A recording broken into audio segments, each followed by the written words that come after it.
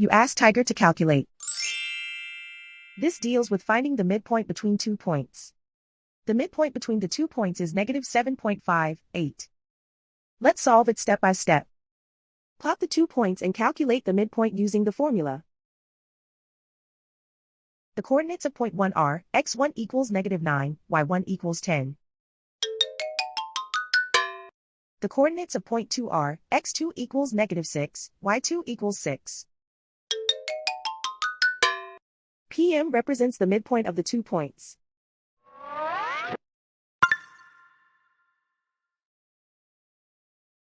Use the x values in the midpoint formula to find the midpoints x. x1 equals -9. x2 equals -6. Simplify the arithmetic.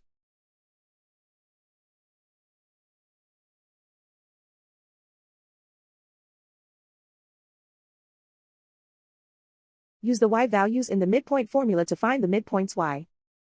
y1 equals 10.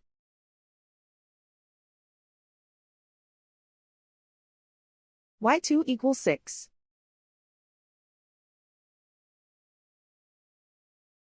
Simplify the arithmetic.